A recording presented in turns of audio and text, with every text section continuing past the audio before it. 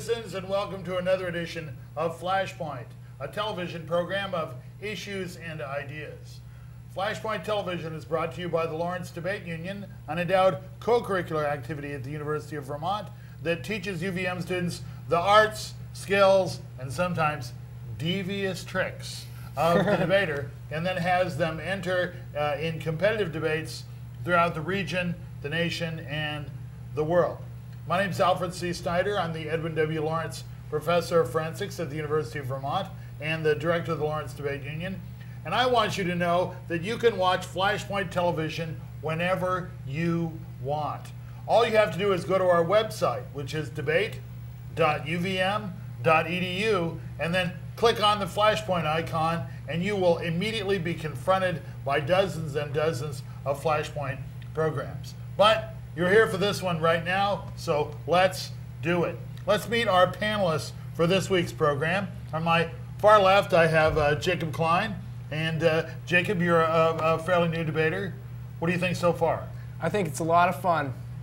Okay. Really enjoying my time here with LDU. Okay, and I understand you work in a computer project, a learning project of some sort. Can you tell us a little about that? I'm a tutor at UVM. I help professors learn how to use computers. So you teach professors? Yeah. Good move. We need that.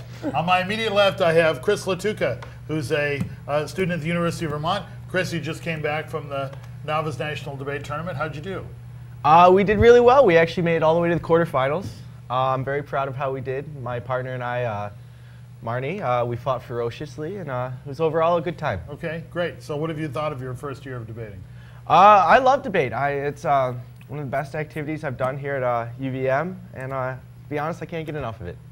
You just can't get enough. Absolutely not. Speaking of just can't get enough, here on my right we have Sam Ricker, who's the Dean of Flashpoint Panelists, now well into the high 20s, and you drove quite a way through slush and ice to get here today. Well, because I'm committed to this program. Right.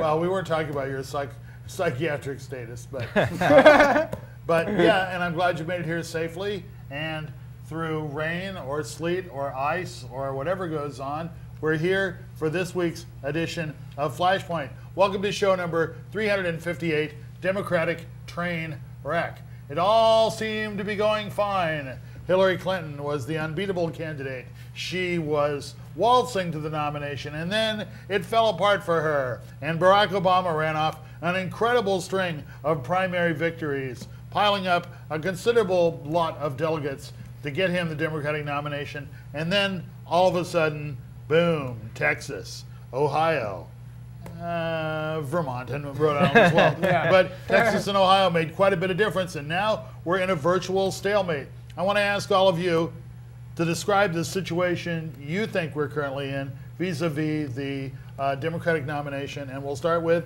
Sam.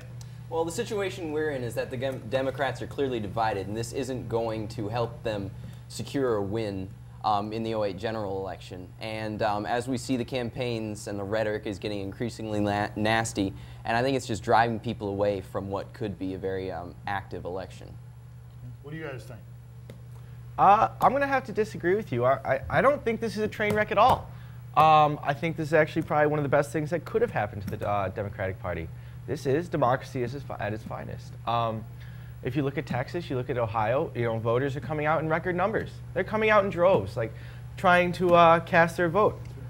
You look at the Republicans, on the other hand, lackluster at best, very little support. If nothing else, the Democrats can walk away from this saying, we've rallied Democratic support. Voters, when the general election comes around, there's still, millions of Democrats who have already voted and are willing to vote again, and they've shown their passion. Also, it's about publicity. You say, the Democrats are tearing each other apart. Yeah, that's probably true. On the other hand, it comes down to, bad publicity is better than no publicity at all. Democrats are on the front page. They're on TV every day. And so you think it's fine? I think it's more than fine. I think it's great for the Democrats. Okay. Jacob, what do you think? I think that Obama's going to pull ahead. I see he's kind of an underdog here. He started out not with the name recognition like Hillary did, and I think he's going to pull ahead and make the win here. Think he still has momentum? Definitely. Okay. All right, well, there are a number of scenarios, and what we decided to do was to go through some of these scenarios and talk about them. Now, some of them may happen at the same time. Some of them may be mutually exclusive, and we'll deal with these specific sorts of permutations as we discuss the issues. But let's start off with the stuff that's been talked about in the last few days, mentioned by Hillary, same ticket. Well, I mean, I think that's not a bad idea. I mean, you've got two very strong personalities, two very good politicians, and them sharing a ticket wouldn't be a bad thing. I think that would be effective at stopping John McCain. The only problem is who's going to be president, who's going to be vice president. I don't think she could ever argue Barack Obama into a subordinate position of any kind, and I think that a shared ticket is just going to be more of a fight between them. Yeah, I agree. I think that they should keep separate because they have very different stances on a lot of issues, and they offer different. They'd have very different administrations. And if there was some kind of and you know, I mean I don't know how you would possibly resolve that issue because they both said previously no, that they want to be president, not vice president. I think that's a bad approach, and I completely disagree. This is a matter of who has the senior status. Hillary Clinton's been around a lot longer than Barack Obama. Barack Obama is relatively young. He's an up-and-comer. He's very new. He has, you know, many more years in politics. And, you know, if it came down to splitting the ticket, I think Barack Obama should, and I think he would come to his senses and see that, you know, he would be the one to become vice president. Do you think that he would have to be losing the delegate race in order to do that, though? Like, he might do that if he thought he was losing and not going to get the nomination. Do you think he would do it if he was tied or ahead?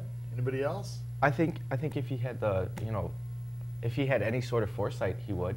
You know, he knows he's going to be around. If he takes the vice president, you know, the ticket is the vice president, he can run for president in 4 or 8 years. You know, it's not like he's going anywhere. He's going to be around in the future. Why is it so necessary for him to be president now? How likely do you think that is? I don't think it's very likely at all. I mean, Barack Obama had a lot of momentum after Super Tuesday, and as he keeps reiterating, Hillary has only barely put a dent in his delegate count. He's still ahead, and we've got more primaries to come. So as long as he thinks he can win, there's no reason for him to make any concessions because I think you can clearly see that he wants it badly. Yeah.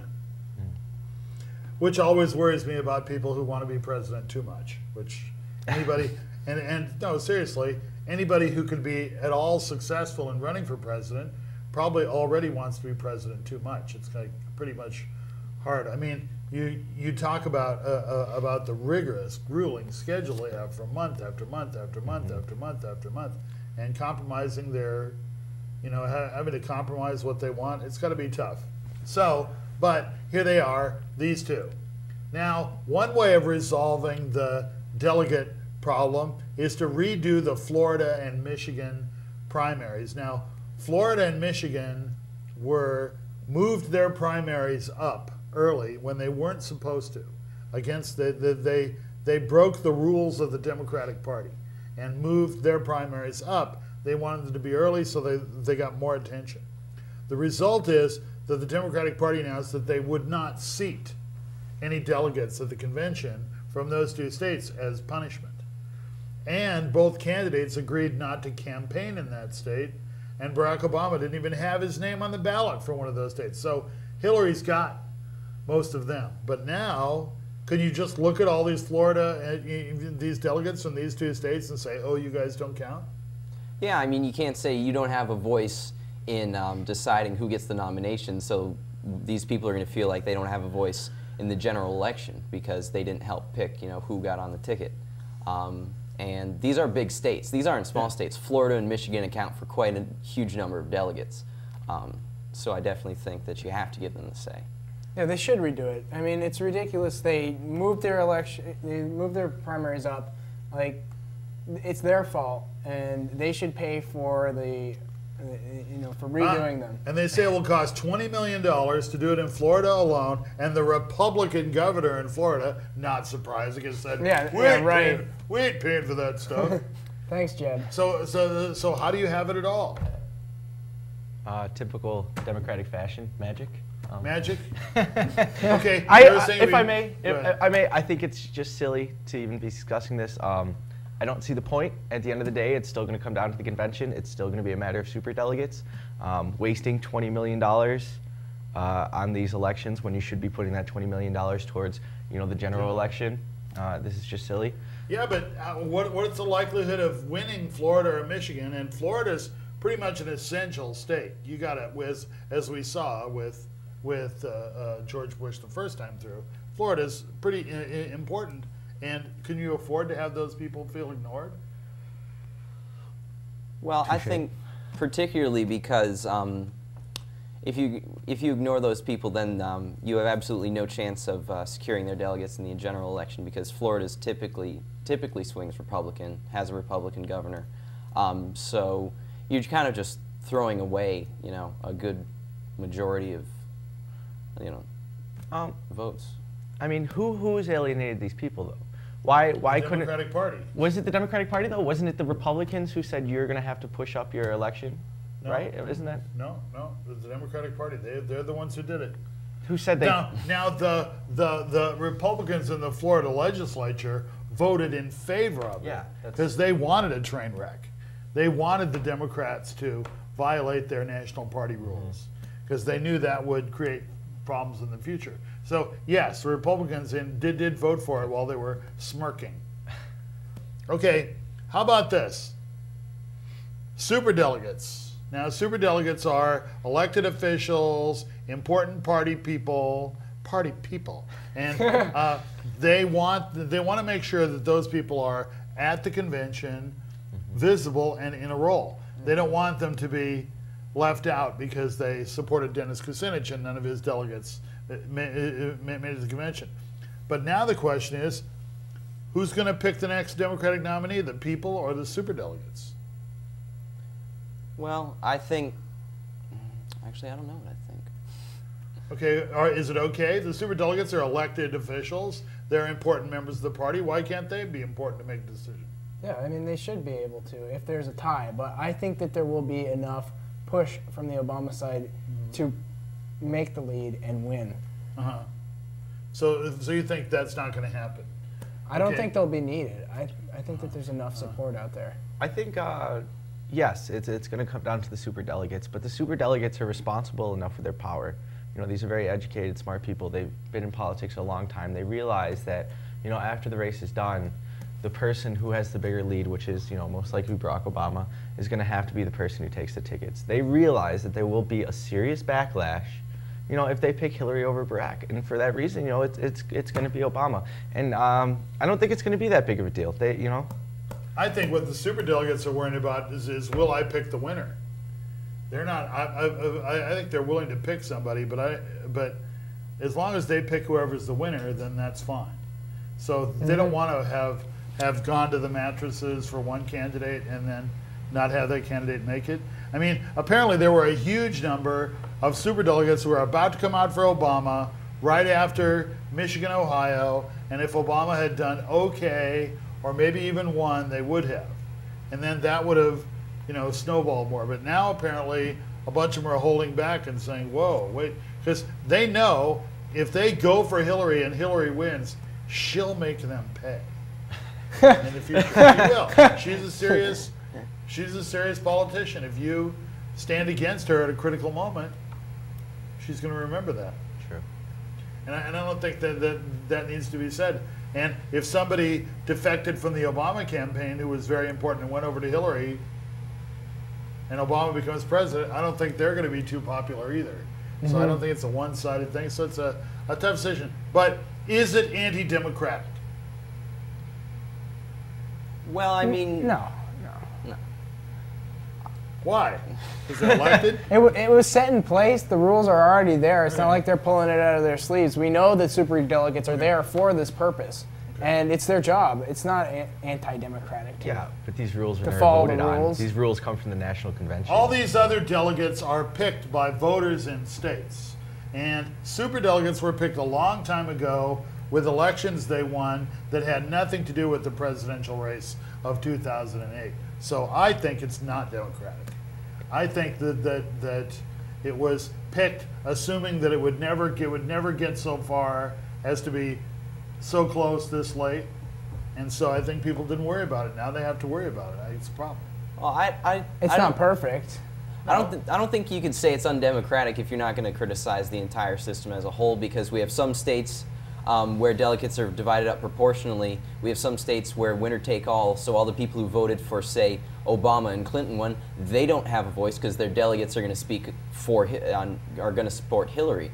So, you know, this idea that your vote counts and has a direct impact is slowly kind of losing its value. Well, pointing to another wrong doesn't indicate that this is okay. I think I agree with you. What you just described is bad, but why do we want to have another bad part of it? I will note that the Republicans have lots of primaries where it's winner take all, and the Democrats tend to have more proportional ones. Okay, maybe they'll make a deal.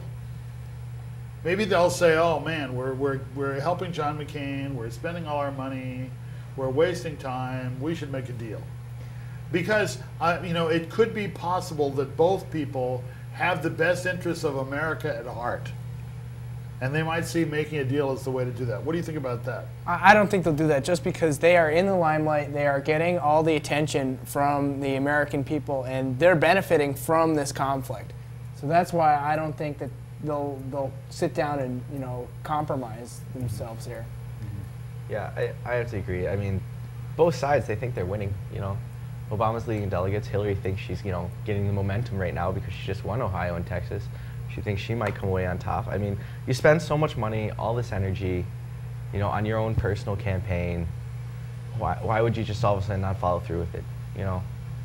I just don't see a deal as coming anytime soon. I think a deal will only come as some sort of last desperate act if there is a clear majority. But I don't think now you could say anyone's going to make concessions. Okay, how about this? Who's going to win Pennsylvania? It's another one of those states, kind of like Ohio. You know, it's kind of the same. It's an old Rust Belt state. It tends to be traditionally Democratic, and what do you think and that's going to be, it's going to be really important. It's a big state, and if Hillary wins by the percentage she won in Ohio there, does that change the momentum? I think Hillary will take it. Think Hillary will take it? Why? I just, Pennsylvania, it's the same thing as Ohio. I don't know. Just feels right. Is her attack on Obama's ability to lead finally paying off? This is what some commentators have said, that her questioning Obama's readiness to lead had something to do with what happened in Texas and Ohio. Do you think that she's effectively made that case? No, I think well, with that, you know, people saying that it's her attacking Obama's ability to lead, people are also saying she's getting to, you know, more and more desperate acts. We're seeing that Obama really hasn't made any negative attacks on her. He's done his best to deflect them, you know, deny them if they're not true, make rebuttals, but I don't think he's attacked Hillary personally. So I think he's got, I don't want to say the morally superior stance, but, you know, the person who says, I'm not going to play a politician, I'm going to put myself out there and let the people decide. You know, he has that appeal, and I think that resonates with voters. It's true, for one thing, Hillary has a lot more money in this campaign. She's the one making the 3 a.m. calls, pushing more. I thought Obama had raised all kinds of more money than Hillary. I thought Hillary had to load her own campaign $5 million. Obama's like $18 million ahead of her for last month. Okay, She's got. They both have a lot of money. They both got a lot of money, but and they're both pushing really hard. Have you watched the 3 a.m. phone call? I haven't heard it. I just heard about it. What's it about? It's the one that says the phone's ringing in the White House at 3 a.m. Your children are safe in bed asleep. You know, who do you want to answer the phone? Right? And it's saying if there's about to be a war or a terrorist attack or something really horrible, who do you want to answer the phone? And people have said that plays on people's fears. Well, wasn't that another political strategy? Didn't someone else have a political Who was that? And it was some obscure. No, Lyndon Johnson did that against Barry Goldwater in 1964. There's a little girl who's picking off the petals on a daisy, you know. He loves me, he loves me, he loves me. And then all of a sudden it focuses on her eyes and there's this huge mushroom cloud and she's supposedly incinerated. And then Lyndon Johnson comes on and goes, I'll make the tough decisions. I'll fight against nuclear weapons. And so it was obviously because Goldwater had talked about using nuclear weapons in Vietnam. So, I mean, and it was, I thought it was Hillary who made the big deal about don't vote for a campaign that uses fear in talking about George Bush. And now she's doing it, yeah. But she's not the only one. I mean, Barack Obama came up recently with questions about her tax returns and her involvement in the healthcare task force while she was first lady and a bunch of things that date back to the 1990s. And I think that's probably a bad move for him. What do you think? You think he should strike back or stay above the fray? I think he should try to stay above the fray because it's going to look like he's, he's pulling punches, and that's going to be, bad publicity for him. Yeah, when President Clinton came out and he was bashing, Barack Obama, Barack came out on top because he wasn't striking back. It made Hillary look really bad.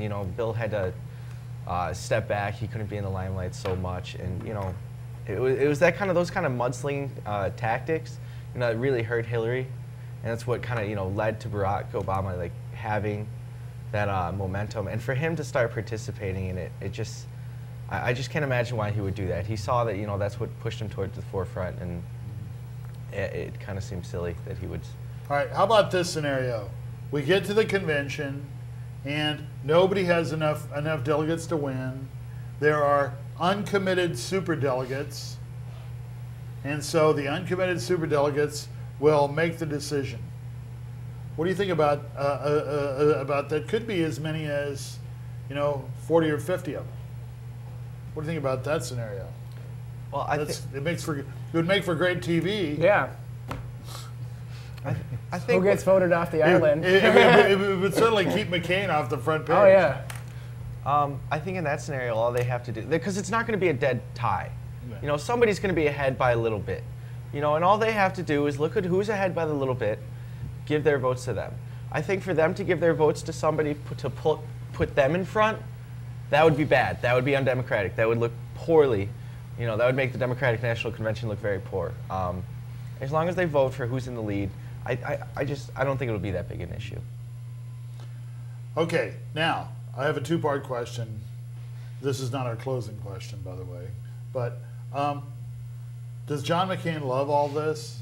Is this really good for him or bad for him? And who has a better chance of beating John McCain, Hillary or Barack? Well, I'll go with Barack Obama having a better chance of beating John McCain because you have to look at the continuity of Hillary's position. When she started out her campaign, Barack Obama was the one who was for change. And as soon as that message sort of started to resonate, Hillary jumped on the bandwagon. It says, oh, I'm for change too, Yeah. I'm not part of the status quo. When in reality, if you look at it, she's been in a position where she's, sort of a Washington insider. And if people really want change to the fullest extent, they won't go with her.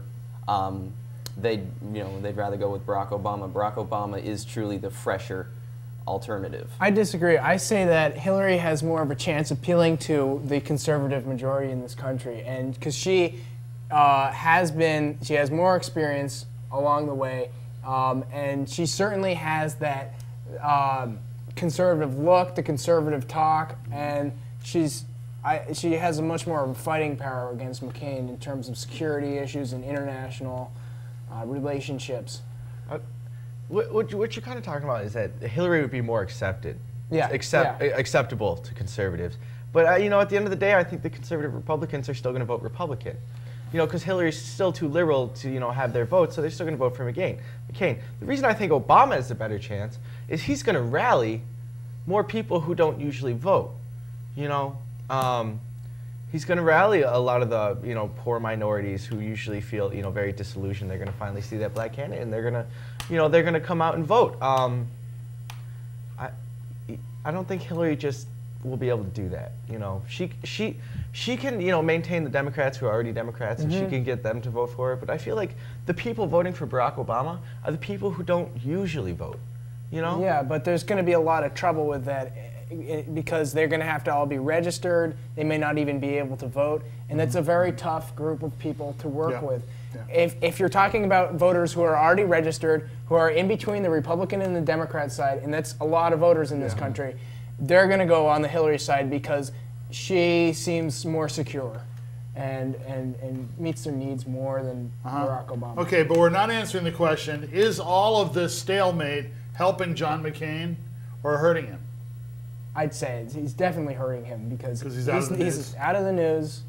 Nobody knows his name anymore. It's all Hillary, Obama, Hillary, Obama. Okay, but what about when this fiasco is all over? Who still has the money? Who's going to have more money? McCain, yeah, he's not on TV, but he's not spending any money. Yeah. The Democrats are emptying their pockets trying to, pick between, Hillary and Obama. I saw something on the New York Times. Since 2007, the Democratic National Convention has about $3.7 million cash in their pocket. The Republican National Convention, $25 million. Okay, so when this is all over, I think people are going to forget about this, and it's going to be politics as usual, the same old kind of election, and the Democrats are going to be broke. Okay, I have a closing question now. This is the last one. Who will the Democratic nominee be, and will they defeat John McCain? Welcome to the show, Jacob Klein. Yes, I think Obama will win because he has the popular, he's most popular right now, and I think he will beat McCain because he's in the spotlight. Okay. Chris, Lattuca.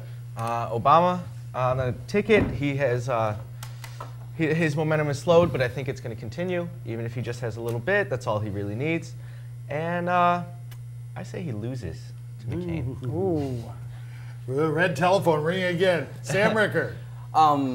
It's going to be Barack Obama all the way for the simple fact that we see even Republicans in this country have become disillusioned with their own party because of what George Bush did. And he just came out and endorsed John McCain. I'd say that was a really, really bad move for his campaign to be associated with him. So it's Barack all the way. Right. I think either Democrat will win, but I think Barack Obama will be the nominee and is more likely to win. Thanks a lot for watching Flashpoint. Don't forget our advice. It's always good. Think for yourself.